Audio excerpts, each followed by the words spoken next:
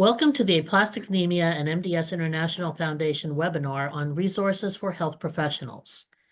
Thank you for joining us. My name is Alice Hauk, Senior Director of Patient and Health Professional Programs at AAMDSIF, and I'll be moderating the webinar today. As we get started, I would like to recognize our corporate sponsor,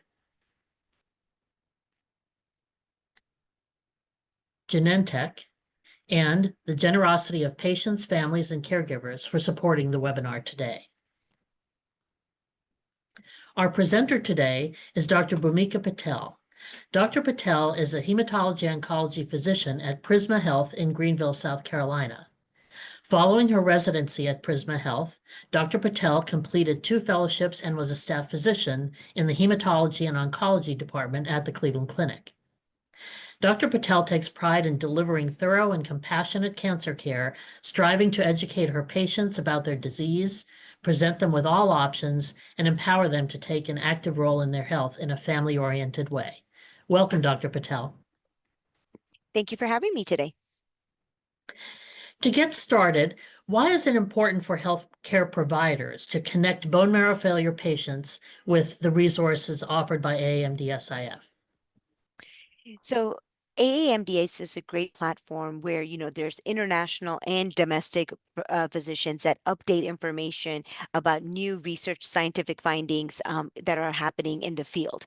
So with the collaborative efforts on a global level, I think you get up-to-date information about treatments that are available globally and locally, and you also get to interact with not only physicians, but that are experts in these rare disease space, but you also get to provide support for your patients in regards to toolkits and stuff that it will help empower your patients to learn about these disease states. So I think it's a really great site for educational material, not only for a physician, but for their patients and their family, loved ones, because there is a great wealth of information, but also up-to-date information, which will help make sure patients are up to date on information and treatment options for them. So with the educational materials, let's start with those that AAMDSIF offers. These are printed materials, but they are also available for downloading from the website. How can providers share these materials with their patients? So one avenue that you can utilize this resources is what I do in my clinical setting is I pull up the website on my computer, because most of the time when you're in a physician room, you are using the computer with your electronic medical records. So I pull up the website to show them how they can access the website, write the website name down for them, and then also I print it out for them if I'm able to. That during that time, I'm able to print out the toolkits for them and provide that for them. But otherwise, you can also order these toolkits from AAMDS to have hard copies in clinic, so you're able to provide them during your care for these patients. So that way you can go over them, make notes on them, and these are educational material that patients can bring to each of their visits so that they can ask questions accordingly, so they understand not only their disease, but they can ask about side effects from their treatments and what to expect as they move along their treatment journey. Thank you. And these are available at no charge from AAMDS. I should note that all of these materials are available for free of charge. Yes. You had mentioned the toolkits, and this is something you were involved with developing these toolkits with AAMDSIF. Why are these especially useful for patients? These toolkits help patients learn about all aspects of their illness and manage their healthcare. But I think what's really critical, it's at a level where you can understand them. We keep them very layman's term, but we keep them simple with the appropriate information so patients can understand the foundation of their disease. But not only that, they can learn the different level aspects of their disease. They contain patient information about disease basics, treatment options, managing side effects, and preparing for their medical appointments. So I feel like this is like a journal for not only their disease state, but for them to empower themselves during their appointments and their treatment journey, so that way they can make sure they're empowered in their journey, but they're asking the right questions in regards to treatments that they may be on. And also as they, if they want to get a second opinion, they can. And this is how you come about it if there is questions in regards to their treatment options. And like we mentioned before, you can download these on your own, or your physician can download them and print them, or your physician may have a hard copy in their clinic, which I think is a great option because it gives you a folder and you get to write notes in them while you're doing your visit. Right, that's right. They come in a binder format if patients would like to order the complete toolkit, or as you said, with health professionals, we send them in a file folder that has multiple copies of each item, so they can be shared with patients as appropriate in their journey. We developed the toolkit, as you remember from Hmm. the beginning, to help healthcare providers give this information as appropriate with patients and not overwhelm them with a lot of Yeah. information all at once. So there are lots of options for how to use the toolkits. And I think And not, just oh, please just continue. wanted to mention these toolkits are updated, and I think that's what's so important about when you're going online, not only as a healthcare professional, but even as a patient, we want to make sure that we're giving you up-to-date information about these disease states, just because things are constantly changing in medicine. So we want to keep you up to date and informed, not only as a healthcare provider, but also as a patient. Right, exactly. Thank you. And AAMDSIF also offers webinars. How can these be helpful for both patients and professionals? I think these webinars are really great because the way AAMDS has set them up, we not only do them like they're done, after big meetings, so big conference scientific meetings, AAMDS will ask specialists in different disease states to give updates on what is coming down the pipeline for MDS, what is coming down the pipeline for PNH, aplastic anemia, what are some of the cutting edge research that's coming down the pipeline in a way that's meaningful not only to healthcare providers, but also to patients. This helps patients empower themselves because whether they're at a large academic center or at a small community center, they can ask these questions, but they can participate for free of charge because of the fact that not everyone's able to attend these meetings. And I think what many providers have done is they dedicate their time to doing these webinars because they actually want to teach, educate, and spread a wealth of knowledge in a meaningful way, but in a structured way so that you can constantly know what's going on in the scientific field and research so that way we can make sure our patients are getting the care they need across the board. And what we have found is many times these are for providers who do not see many patients with these diseases. The patient-oriented webinars can be helpful for them as well to, as you said, explain it to their patients and Yeah. share the basic information and without it getting too scientific or focusing on too much of the pathophysiology of the diseases Yeah. and just what the patient needs to know. So that you're exactly right about the use of And them. and also just to add one thing, I think what's important about these webinars, I think it allows physicians in the community setting to reach out to the academic institutions for help. Right? When you need you want to confirm a diagnosis, or if you're running out of treatment options, I think most of the providers who are presenting on the webinars are open to wanting to listen to healthcare professionals who may not be familiar with these rare diseases, and they want to hear from you. They do want to help you, and I think many times, I will say call a friend or email a friend is really, it does exist. I just think we need to utilize those resources more frequently so we can help provide the best standard of care for our patients. Right. Thank you.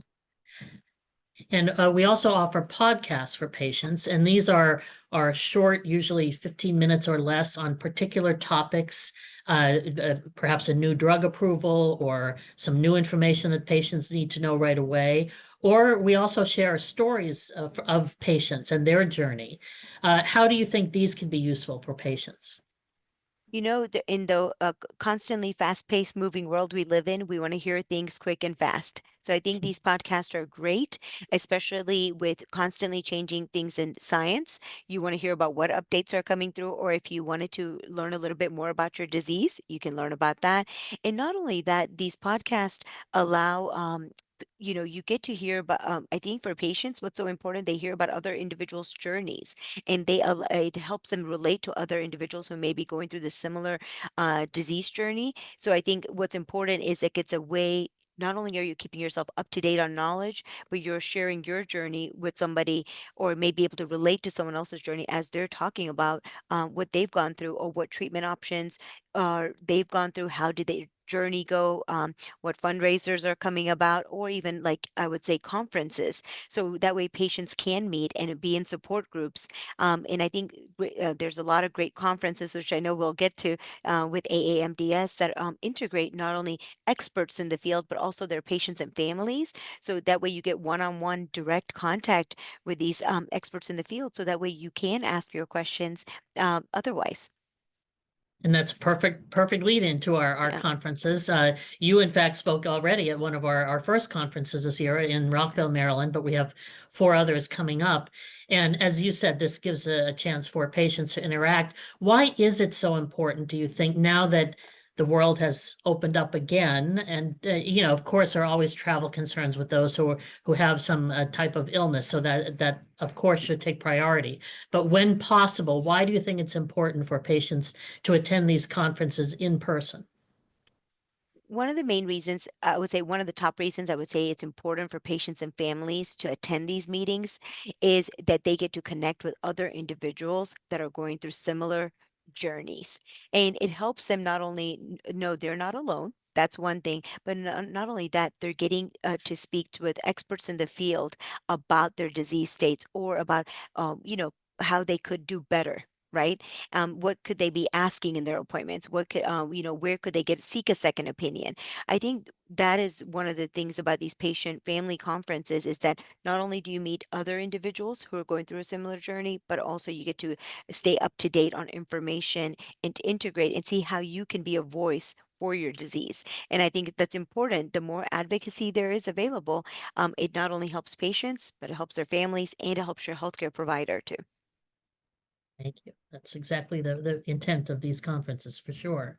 Uh, and our support groups, and AMDS offers virtual support groups. Now, of course, Yeah. that started with the pandemic, but it has continued that way. And so there's no limit with where you are located to participate. Yeah. Why do you think it's important to recommend for healthcare providers to recommend patients considering support groups? What's really important, the reason I recommend my patients to go to support groups is so that they are not alone. In many times, I know in this fast-paced world of medicine, we're not able to, we're able to educate, we're able to treat, and we're able to monitor. But the thing is, we may not be able to provide that social and emotional support our patients need. And in this way, when they go to these support groups, they have individuals with similar diseases they can talk about it, they can relate, they can talk about their symptoms, they can talk about advances in sciences. I will say that most of my patients that have joined support groups, they feel like they're not alone because in many instances, when I met them the first time, they were like, I feel like I'm alone. I don't know anybody who has this disease. And I think it's so important for them to feel a part of a community. And because, many patients tell me, they're like, when individuals look at me or my loved ones look at me, they think nothing's wrong. But I do have either MDS, aplastic anemia, or PNH. And I think for us, it's really important to help them find their group of people who are going to cheer them on to getting better. And I think that's why these support great groups are great. And you have a voice. You have a voice within the support group, but that support group is the voice your physicians are listening to because we want to do better for you so that way we can provide great care. Thank you. And similarly, for those who would prefer one-on-one support as opposed to being in a group or just for more convenience and flexibility, Hmm. AMDSIF also has a peer support network where we have uh, dozens of volunteers who are willing to speak with other patients or caregivers or family members about their experience with the disease, and they can be matched by a geographic area or age level or that stage in disease. We have a variety of ways of pairing people up. Why do you think it's helpful for patients to connect with others who do have a similar experience with them? And so group settings, as you said, sometimes can be overwhelming and they feel like they may not have that opportunity to express how they truly feel. But I think this peer support network helps individuals connect on one-to-one level. And you basically get you get a sense of developing a friendship with the individuals who are going through a similar journey, and you get to ask questions in a way that's, unbiased. You get to be yourself, you get to be vulnerable. And I think that's sometimes one thing I realize is like patients don't sometimes feel vulnerable enough in their medical appointments, that they can feel vulnerable in a support group or one to one. Because I have many patients that tell me they're like, I don't want to go to a support group. And then I'm like, okay, let's find you a counterpart. Let's find somebody who would match similar age group, similar geographic area, so that way you can connect and talk to them about how you're feeling and how they're dealing with their journey. And I think a lot of it is finding camaraderie amongst not only patient groups, but also physician groups that helps us take care of each other together. And I think it's the integration of all these different levels that helps us do better care for our patients. But not only that, healthcare workers are able to support each other so we can take care of these patients on many different levels and make sure they're being provided really great care. And it all lends itself to that individualized care that Hmm. doctors are always trying to provide, so that it depends on the person, Yeah. what their comfort level is with support groups or one-on-one or attending conferences, and that's a range of options so that we can meet them wherever they are. And interestingly, we just started this year a Yeah. support group for healthcare professionals who have one of the bone marrow failure diseases. It's led by a nurse who had been in touch with us, and one thing led to another and evolved to creating a support group for healthcare providers who have one of the bone marrow failure diseases. So it's a full circle with with that. They've seen the benefit with patients, and now they can participate themselves. I think in more knowledge that we get out there, not only from larger academic centers to community areas, I think the more we'll integrate care and provide great care for these patients on an individual level. I throughout the journey, just even in my transition from Cleveland Clinic to South Carolina, I will say that you see a lot of differences, and there's areas of South Carolina that are not covered by experts in these rare diseases, and what we are able to is work together, like in simple things. It may be just how do you read these labs, and providers do reach out when they feel that they can go to someone to ask for help so can provide good care for these patients. So I think the more we work together, the better care we can provide. And that lends itself perfectly to our next resource Yeah. to share is the map of specialists that the AAMDSIF has on our website. And this is an interactive map where you can enter your location or perhaps the name of a doctor that you've heard about, or your zip code, and search for experts that you can seek for a second opinion, a consultation. And these are all we validate that these are indeed specialists who have seen patients with these diseases, and it also defines which areas they specialize in. It may not be all of the bone marrow failure diseases, but certain ones that you can search by disease area as well. And it tell us about how important it is for patients to see an expert, and also that interaction that they may have with their community doctor, even if the expert is at a further distant academic center. So it's important for patients to seek consultations with physicians who have experience working with bone marrow failure disease. And what's important, I can say this, even when I'm in doubt, I call a friend. Okay. And I'm very comfortable with the rare disease space, but I will tell you, at times when the cases get complex, I call my friends. And these are the map of specialists that Alice is talking about, is that I go on the website, or I pick up the phone, or I text. I'm like, hey, I have this complex case. Can I get on your tumor board and discuss this case with the whole panel of physicians at your institution? And I've done that for patients so that way I can get some insight. So even as a healthcare workers, we do need help, and I think that's important to utilize this website to reach out to a friend or a colleague in the field. And I can say this very openly: all the specialists on this map are willing to help.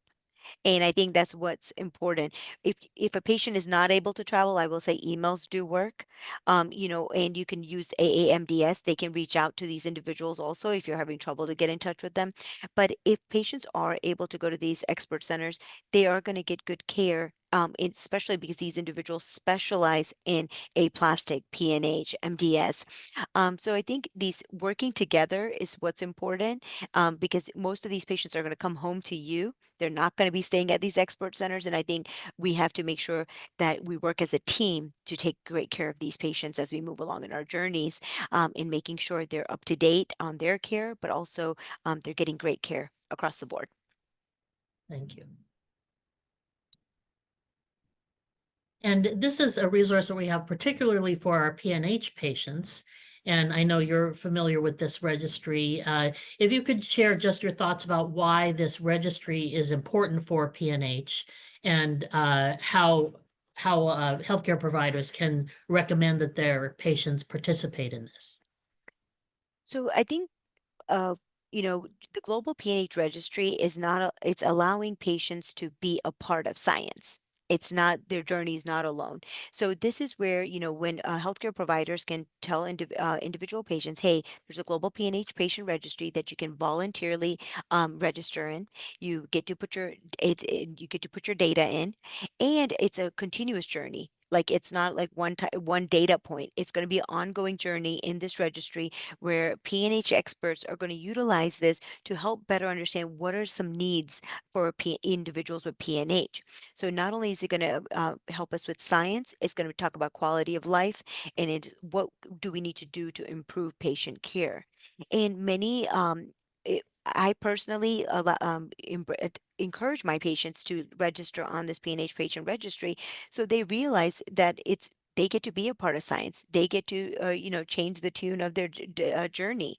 And being a part of science is going to only help healthcare providers change what we're doing for you. So we better understand what questions to ask you, what treatment niches that need to be met. And also the thing is like, that as we're looking at the long-term chronicity of these diseases, what are the long-term outcomes of patients? Now that we have multiple modalities of therapy available in these rare disease space, our goal is to make sure we're providing great, excellent care, but also looking at the long-term outcomes for all of our patients. And I know you've emphasized how important it is to have the patient voice represented. This is Yeah. all information entered by the patient. So Yep. it's not the clinical medical records that Yep. are accessible by the physicians and researchers, but Yeah. it's the experience of the patient that's being shared. So that's why it's so important, and another alternative for research information that's really Yep. critical. Now, another thing that we have to offer for anyone, uh, as you had said, and you often share with patients right there in the clinic setting, the AAMDSIF website, we also have as an alternative a patient referral form, and it does meet HIPAA requirements, so and it can be sent to us by the healthcare provider, and this is available on our website as well, and it helps us define what kind of help we can provide, and it allows the patient to get information from us directly as well. So that's another critical point. I think our ideal situation as a patient advocacy organization is that the physician or the nurse or the advanced practitioner, the social worker, anyone on the healthcare team can refer patients to us as a reliable source of information, and then it automatically validates the information for them, but then patients are more comfortable that they're getting the information from a trusted source that's Yep. recommended by the providers. That's the situation that we certainly appreciate from the provider perspective. And one final note, in addition to all the patient education resources we have, Hmm. again, on the AAMDSIF website, we have some professional education resources. We present live programs a couple of times a year, but these are examples of recent programs that we've presented that the recorded sessions are also available at no charge for professionals to view at their convenience. And we just had a summit just about a month ago, and we had outstanding sessions on each bone marrow failure disease that we address, and a lot of innovative panel discussion that was really interesting that talks about the challenges of treating and diagnosing these diseases. And we also have an annual symposium on diversity, equity, and inclusion for bone marrow failure patients and the multiple issues that are addressed in those sessions that are really helpful to the community providers in particular. So I see we don't have any questions coming in, but one final question for you is, Dr. Patel, is in the community setting, of course, you as a physician see the patients, but there are others on the healthcare team that interact with the patients. And how important is it for them to also be sharing the information about AAMDSIF resources? So what I make sure is, not only do I provide the information, but I have a nurse navigator and pharmacy teams that I work with in these rare disease space that I make sure that they're up to date on where to go to make sure during their patient education for therapies, they know where to go so the patients are provided that information. But also when teaching these patients about these medications as they're starting their treatment journey, my pharmacist does a great job in making sure patients are up to date, for example, in the PNH realm, that they're getting their vaccines, why the vaccines are important, and subsequently making sure they understand the side effects of the medications and what to look out for as they start their treatments. So that's how I've made sure there's a closed loop for my patient care. But not only that, it allows patients to feel empowered in their journey, builds trust amongst providers and the patients, so we can provide excellent care as we move along their journey, and also work with other physicians in smaller settings, smaller towns. That way they can reach out to us for us to help them in their treatment journey and share patients, right? Our goal is to give a treatment recommendation and send patients back so they can continue their journey locally and close to their family and friends. And you've made this point several times throughout the program today about how important it is to include caregivers as well, because Yeah, sometimes the patients may be overwhelmed, or the caregivers just want to know as much as they can to yeah, support their patient, whether it's an elderly parent or a child, or just a spouse or another relative or family friend who may not want to know more information, but the yeah. caregiver does. And so that's another thing that we emphasize, certainly, and I know you do in your practice as well. Right. And they And play a big, one, yeah, go go ahead, ahead, sorry. please. Uh, No, family and friends play such a role in our journeys because of the fact that they are the backbone. We are mhm. here to guide, but they are the backbones who help us manage care at home, and making sure whether it starts with not only taking their medications, but their nutrition, their diets, activity levels, and making sure that they don't let the disease define them. I think that's what important thing is, that we don't let the disease itself define their whole life. We want to make sure that it's a part of their journey, but not their whole definition. So that way they can have normalcy as they go along in their journey. And I think that's where it's so, when you go to a consult or when you go to your doctor's appointment, take a friend, take a family member. So that way there's always an extra set of eyes and ears to listen to what the physician's saying. And if you miss information, you had an extra set of ears and eyes, or ask questions that you may have forgotten to ask during that visit. Exactly. Yes, Yeah. we stress that as well, how very important that is.